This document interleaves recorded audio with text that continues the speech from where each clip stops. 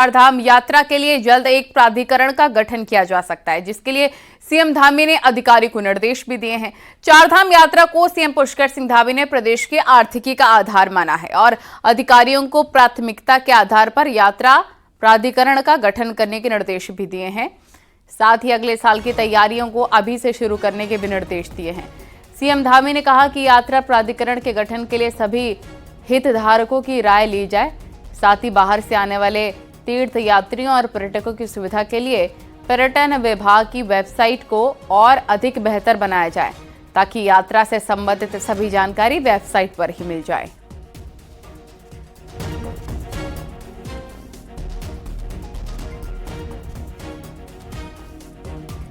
बद्रीनाथ धाम में कपाट बंद हो चुके हैं। कपाट बंद होने के बाद से ही धाम में लगातार तापमान गिरता जा रहा है और कड़ाके की ठंड पड़ने लग गई है।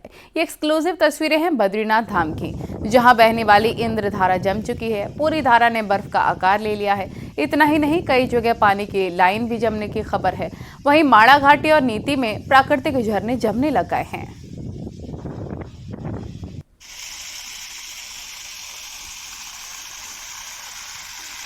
मुख्यमंत्री पुष्कर सिंह धामी ने सचिवालय में आयोजित मीटिंग में अधिकारियों को निर्देश दिए हैं कि सौंग बांध पेयजल परियोजना के लिए विस्थापन की कार्रवाई जल्द की जाए।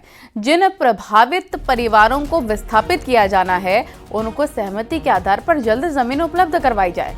विस्थापित होने वाले परिवारों के लिए सभी मूलभूत सुविधाएं उपलब्ध कराई जाए। प्रभावित परिवारों से बातचीत कर सहमति के आधार पर सामुदायिक भवन, मंदिर, सड़क और अन्य कोई निर्माण करने की जरूरत हो तो किए जाएं।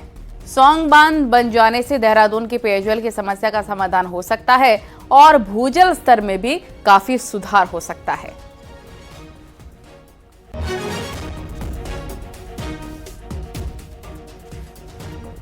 रुड़की में अंबर तालाब इलाके के एक घर में भीषण आग लग गई। सूचना मिलते फायर ब्रिगेड की गाड़ियां मौके पर पहुंच गई और आग पर काबू पाया गया है। आग में 3 लोग भी घायल हो गए, जिन्हें अस्पताल पहुंचाया गया। बताया जा रहा है कि घायलों ने समय रहते घर में रखे हुए सिलेंडर नीचे उतार लिए थे, जिससे एक बड़ी घटना टल गई। घटना के वक्त परिवार घर पर ही थे और आग लगते ही बाहर निकल गए थे।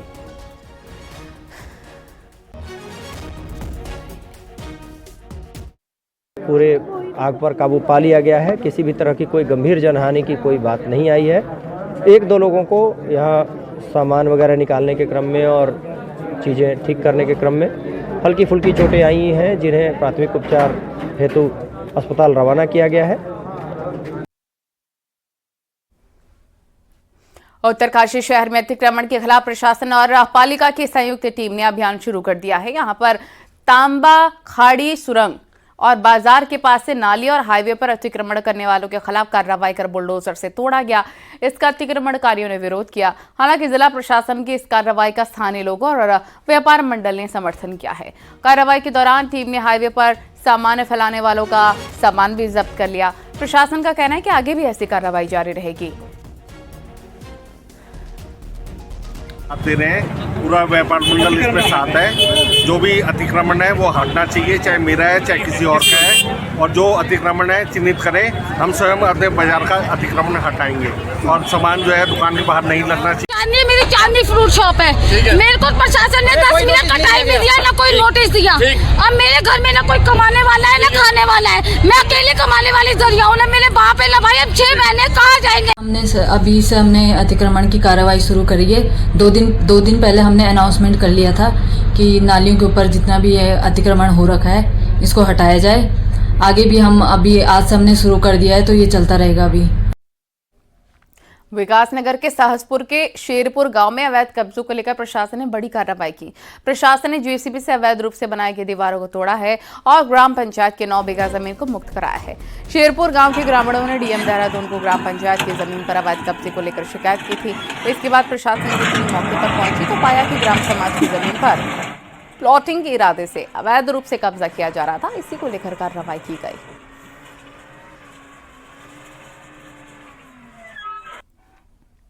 हरिद्वार जिले के एक आवासीय विद्यालय में स्कूली बच्चों को मीट खिलाए जाने और स्कूली छात्राओं से ही किचन में बर्तन धुलवाए जाने का वीडियो वायरल हो रहा है। बताया जा रहा है कि ये वीडियो बहादुराबाद विकासखंड के रानी माजरा स्थित कस्तूरबा गांधी आवासीय बालिका विद्यालय का है, जिसमें स्कूल की कुछ छात्राएं किचन में एक बर्तन में रखे मीट को धो रही हैं। वीडियो सामने आने के बाद शिक्षा विभाग और प्रशासन में हड़कंप मच गया है और विद्यालय प्रबंधन पर सवाल उठ रहे हैं। हालांकि विद्यालय के वार्डन ने कहा कि उन्होंने मीट बना हुआ मंगवाया था और किचन में सिर्फ गर्म किया था। बेटा एक बात सुनिए, जब मैं आपसे पूछूं तब होना आपकी। पहली बात तो यह है कि मेरे विद्यालय में चिकन बना नहीं, चिकन सिर्फ गर्म हुआ है।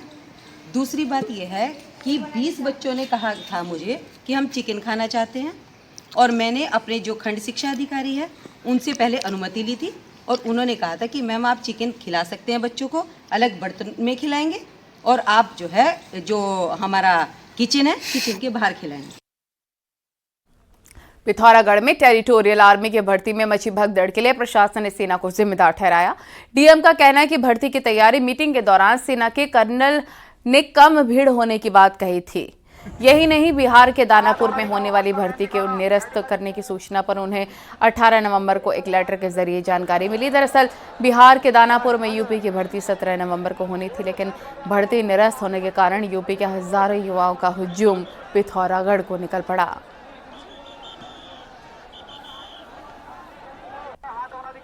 पता चला कि जो टीए भर्ती में दानापुर बिहार की रैली कैंसिल हो गई है और उससे ट्रेनों में भर करके इधर की ओर आ रहे हैं। जब हमें ये जानकारी 18 तारीख को मिली तो हमने 18 तारीख से अपनी व्यवस्थाएं सुनिश्चित करवाई। हमने यहाँ पर विद्यालयों के जो बड़े बड़े हॉल हैं वो सारे ओपन करवा दिए। पिथौरागढ़ में टेरिटोरियल सेना की भर्ती में युवाओं की भारी भीड़ मौजूद है, लेकिन अब हालात बहुत हद तक काबू में हैं। बीते दिनों हजारों की तादाद में उमड़े युवाओं के खासा दिक्कतें युवाओं के कारण प्रशासन को उठानी पड़ी थी।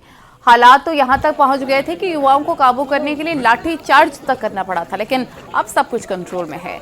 युवाओं के ठहरने के दर्जन स्कूलों में इंतजाम किए गए हैं, जबकि 100 से अधिक बसें भी लगाई गई हैं। यही नहीं, खाने के लिए लंगरों का इंतजाम भी प्रशासन ने किया।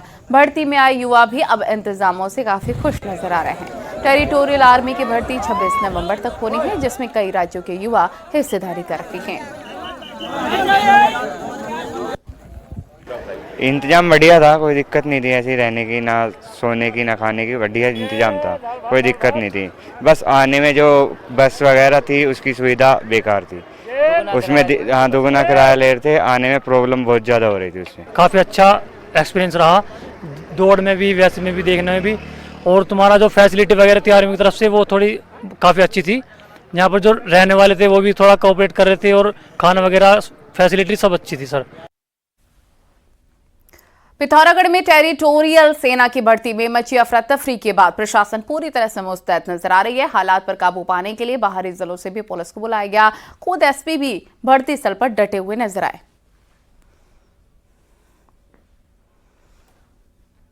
पिथौरागढ़ में प्रादेशिक सेना की भर्ती चल रही है। शुरुआती दिनों में खासी अफरा तफरी यहाँ पर मची थी, लेकिन आज हालात बहुत हद तक सामान्य है। पिथौरागढ़ की एसपी हमारे साथ मौजूद है, आइए उनसे जानते हैं। मैम, क्या स्थिति है? जनपद पिथौरागढ़ में 12 नवंबर से लेकर के 27 नवंबर तक यहाँ पे टेरिटोरियल आर्मी की ओपन रिक्रूटमेंट रैली आयोजित की जा रही है। वर्तमान में प्रतीक्षारत जो अभ्यर्थी हैं वो 3 से 4 हज़ार की संख्या में हैं, उनको भी जल्द ही इसमें एंट्री करवाई जाएगी। मैम, और जिलों से भी पुलिस मंगाई है क्या आप लोगों ने?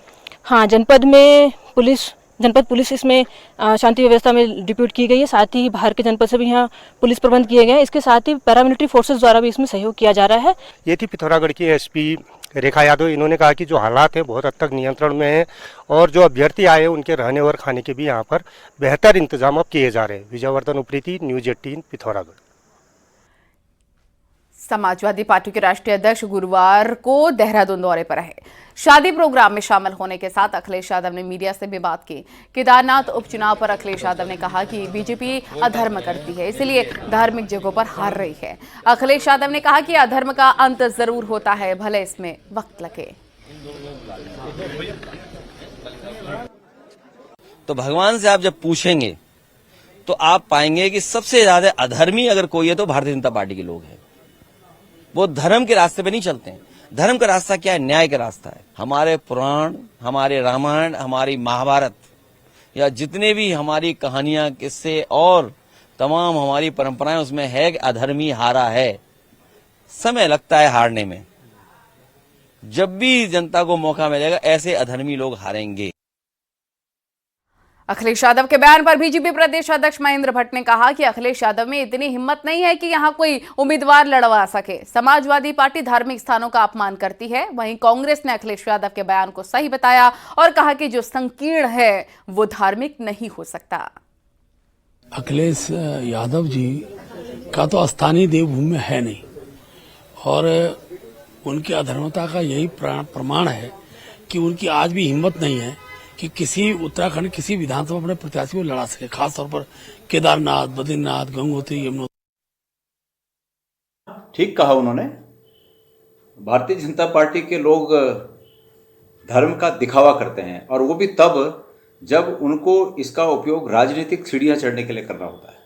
बाकी ये दुनिया में एक नियम है, यूनिवर्सल लॉ है, एक यूनिवर्सल नियम है कि संकीर्णता जिनमें निहित हो वो व्यक्ति धार्मिक नहीं हो सकते, और यह बीजेपी पर सटीक बैठता है। बीजेपी ने आज प्रदेश भर के निकायों से जुड़े अपने मंत्री, विधायक, जिलाध्यक्ष और पदाधिकारियों की 1-to-1 मीटिंग ली है। एजेंडा था निकाय चुनाव का। मीटिंग के जरिए जहां संभावित दावेदारों को लिस्टेड किया गया, वहीं पार्टी नेताओं का मन भी टटोला गया है। देखिए रिपोर्ट।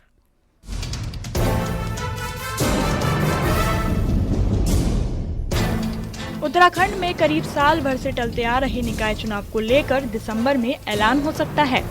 लिहाजा बीजेपी अब निकाय चुनाव की एक्सरसाइज में जुट गई है।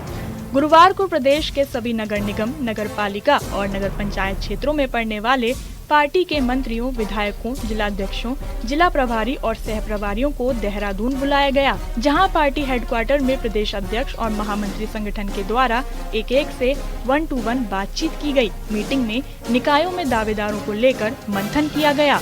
एक निर्वाचन क्षेत्र के बारे में, नगर पालिका, पंचायत के बारे में चर्चा की है, और अभी तक कौन कौन कार्यकर्ताओं ने अपनी दावेदारी प्रस्तुत की है उस सब पर चर्चा हुई है।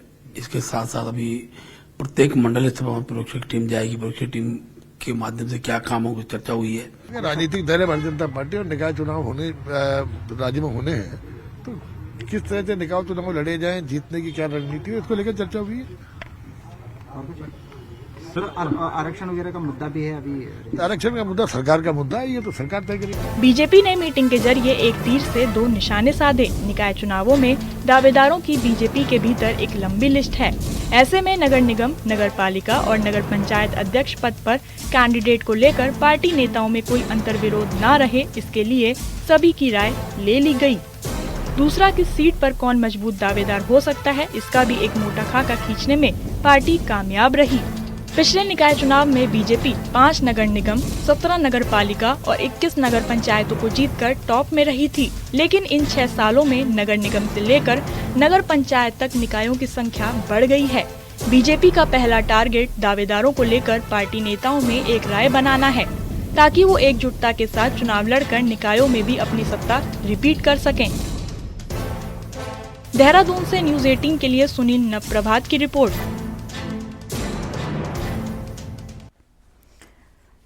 त्रिस्तरीय पंचायतों में ब्लॉक प्रमुख और जिला पंचायत अध्यक्षों के चुनाव जनता द्वारा किए जाएं, इसके लिए केंद्र सरकार राज्यों को अधिकार दे सकती है।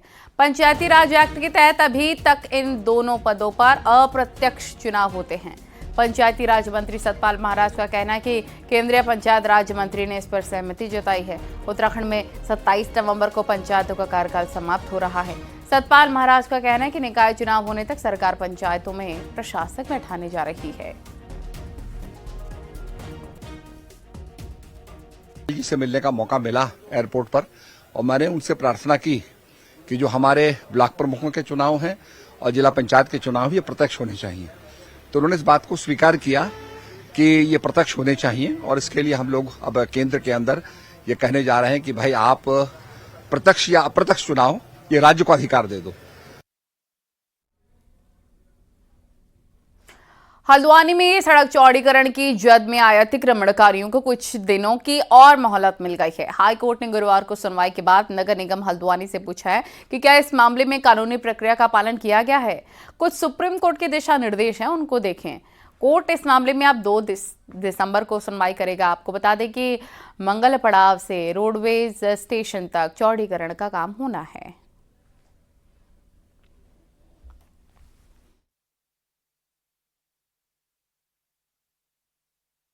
और माननीय न्यायालय ने कुछ सुप्रीम कोर्ट के जजमेंट थे जो कि दूसरे पक्ष को पढ़ के आने के लिए कहा, तथा यह भी कहा कि चौड़ीकरण के क्या मानक और क्या आधार हैं, तथा ये चौड़ीकरण की एक्सरसाइज करने से पहले क्या सारे के सारे जो एक्सरसाइज थी उससे पहले पूरी कर ली गई है या सीधे इस तरह के नोटिस लोगों में दे दिए गए। उत्तराखंड के सबसे बड़े अतिक्रमण पर इन दिनों सुप्रीम कोर्ट में सुनवाई जारी है और ये सबसे बड़ा अतिक्रमण है हल्द्वानी रेलवे स्टेशन की जमीन पर। रेलवे के मुताबिक यह अतिक्रमण है, जबकि वहां रह रहे लोग सालों से यहां रहने की बात कर इस जगह को अपनी जमीन करार दे रहे हैं। अब ऐसे में सुप्रीम कोर्ट को तय करना है कि यह जमीन अतिक्रमण वाली है या नहीं, और इस सब का फैसला एक सर्वे के आधार पर होना है।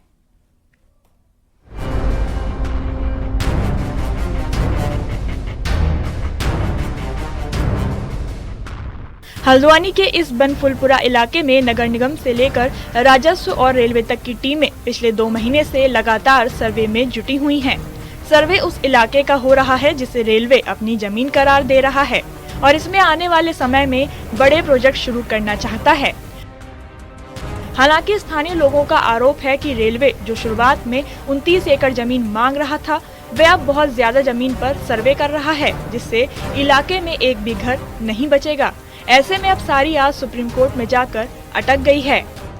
वार्ड नंबर 24 और वार्ड नंबर 22 जो रेल की पटरी से मिलते हुए हैं, उनका मन भी है कि भैया रेल का भी विकास हो और पब्लिक का भी विकास हो, लेकिन जिस तरह से ये नाप तोल कर रहे हैं, रेल की पटरी से आधा किलोमीटर, 500 मीटर, 600 मीटर, उससे तो पूरा बरूपरा उजड़ जाएगा। बाकी सुप्रीम कोर्ट पर आपको हाँ बस वो उसी भरोसा क्या हुआ था वहाँ का, जो भी वहाँ का आगा भाई हम मंजूर हैं। 27 नवंबर को सुप्रीम कोर्ट इस मामले की सुनवाई करेगा। माना जा रहा है कि सुनवाई के दौरान रेलवे उसी जमीन का सर्वे पेश करेगा जिस जमीन से अतिक्रमण हटाया जाना है। यानी इस सर्वे में ये बताया जाएगा कि रेलवे को कितनी जमीन चाहिए और इसके लिए कितने मकान तोड़े जाने जरूरी हैं। यही नहीं, सुप्रीम कोर्ट में राज्य सरकार को भी ये बताना है कि जिन लोगों के मकान तोड़े जाएंगे उन्हें बसाया कहाँ जाएगा। ऐसे में जमीनी सर्वे अपने अंतिम दौर में है। देखिए, इसमें माननीय सर्वोच्च न्यायालय द्वारा जो आदेश पारित किए गए थे उसके क्रम में रेलवे द्वारा अपनी आवश्यकता के अनुसार भूमि बताने का काम किया गया है। उसके क्रम में जिला प्रशासन को के माध्यम से इनको सहयोग प्रदान करते हुए उस पर स्थित आवासीय और परिवारों का सर्वे कार्य चल रहा है। जो साल 2022 में उत्तराखंड हाई कोर्ट ने हल्द्वानी रेलवे स्टेशन की 29 एकड़ जमीन पर अतिक्रमण को सही माना था और अतिक्रमण को खाली करने का आदेश दिया था, लेकिन इसके विरोध में स्थानीय लोग सुप्रीम कोर्ट चले गए और तभी से ये मसला सुप्रीम कोर्ट की जिरहों में उलझा हुआ है। सुप्रीम कोर्ट हटाए जाने वाले लोगों के पुनर्वास के बारे में राज्य सरकार से सवाल कर चुका है, जिसका कोई भी जवाब अभी तक उत्तराखंड सरकार नहीं दे पाई है। हल्द्वानी से न्यूज़ 18 के लिए शैलेंद्र नेगी की रिपोर्ट।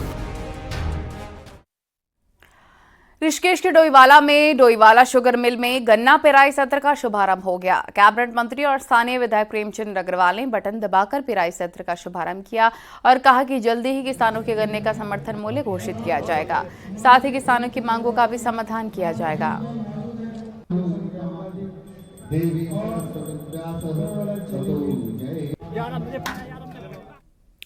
अब गढ़वाल के लोगों के लिए एक बड़ी और अच्छी खबर है। देहरादून से लखनऊ के बीच चलने वाली वंदे एक्सप्रेस अब नजीबाबाद में भी रुकेगी। नजीबाबाद में इसका हॉल्ट मंजूर कर लिया गया है और इसके लिए गढ़वाल सांसद अनिल बलूनी ने केंद्रीय रेल मंत्री अश्विन वैष्णव का आभार भी व्यक्त किया है। बलूनी ने कहा कि मेरे लेटर के सिर्फ 2 हफ्ते के अंदर ही ये मंजूरी मिल गई है, जिसके लिए मैं आभारी हूँ। सांसद अनिल बलूनी ने ही इस हॉल्ट के लिए रेल मंत्री को लेटर लिखा था और इस लेटर के बाद अब रेल मंत्रालय की तरफ से नजीबाबाद हॉल्ट को मंजूर कर लिया गया है। इससे गढ़वाल के लोगों को बड़ा फायदा होगा और लखनऊ जाना आसान हो जाएगा।